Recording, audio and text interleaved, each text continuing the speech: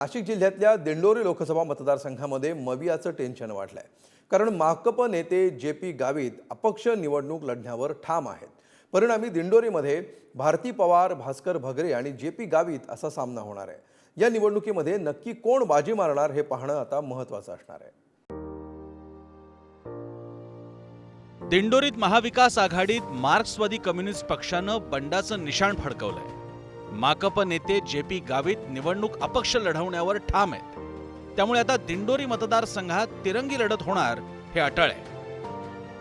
भाजपाकडून डॉक्टर भारती पवार, शरद पवारांच्या राष्ट्रवादीकडून भास्कर भगरे, अपक्ष म्हणून जे.पी. गावित असा हा तिरंगी सामना रंगणार आहे। काल जो निर्णय झाला तो कायम आहे, याच्यामध्ये बदल नाही। आम्ही ही जागा लढवणार म्हणजे आमच्या आपल्या पॉलिट ब्युरोने आम्हाला हिरवा कंदील दिलेला आहे। पक्षाच्या वतीने आम्ही लढवणार आहोत।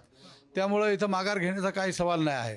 आम्हीच विनंती केली पाटील साहेबांना की महाराष्ट्रामध्ये एक तरी जागा कम्युनिस्टांना मिळाली पाहिजे आणि त्याप्रमाणे आम्ही इथले जी जागा आहे ती आम्ही मागतोय।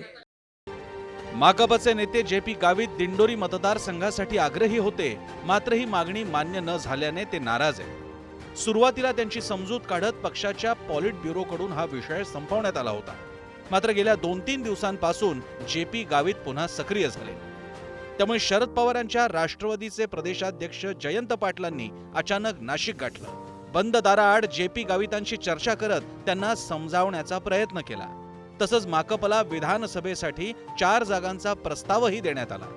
मात्र जे.पी. गावितांनी हा प्रस्ताव फेटाळत निवडणूक लढण्याचा निर्धार केलाय।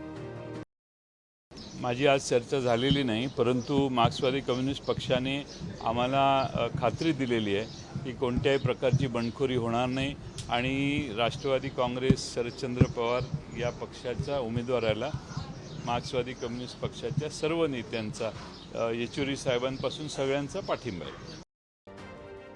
माकपचे नेते माजी आमदार जे.पी. गावित यांनी सातत्यानं भाजपच्या विरोधात लढा दिलाय। महाविकास आघाडीच्या प्रत्येक आंदोलनात त्यांनी सक्रिय सहभाग दिलाय। मात्र आता जे.पी. गावितांच्या भूमिकेमुळे मवियाचे उमेदवार भास्कर भगरेंची डोकेदुखी वाढणार हे नक्की। मार्क्सवादी कम्युनिस्ट पक्षाचा पेठ, सुरगाणा, कळवण यासह दिंडोरी मतदारसंघात विविध आदिवासी भागात चांगला प्रभाव आहे। माकपचे जे.पी. गावित हे सुरगाणा, कळवण इथून तब्बल 7 वेळा आमदार झाले। जे.पी. गावित दिंडोरीतून 2 वेळा लोकसभेच्या मैदानात तर उतरले, मात्र दोन्ही वेळा त्यांचा पराभव झाला। माकपला लोकसभा निवडणुकीत सरासरी 1 लाखांहून अधिक मतं मिळतात। यापूर्वी 2दा जे.पी. गावितांची उमेदवारी राष्ट्रवादीच्या पराभवाला कारणीभूत ठरली होती।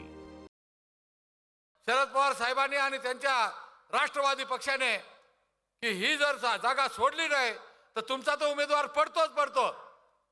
परंतु इथं आम्ही मार्क्सवादी कम्युनिस्ट पक्षाचे संबंध, इथलं जे काही दिंडोरी लोकसभा मतदारसंघातील जेवढे लोक आहेत, जेवढी जनता आहे, तेवढी जनता अत्यंत कसून या कामाला लागतील आणि आम्ही एक वेळेस मार्क्सवादी कम्युनिस्ट पक्षाचा उमेदवार हा इथं नक्कीच विजयी होईल।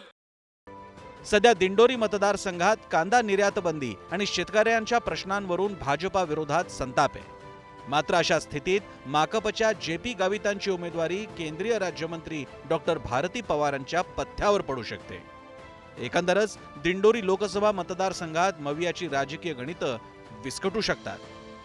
किरण ताजणे, पुढारी न्यूज, नाशिक।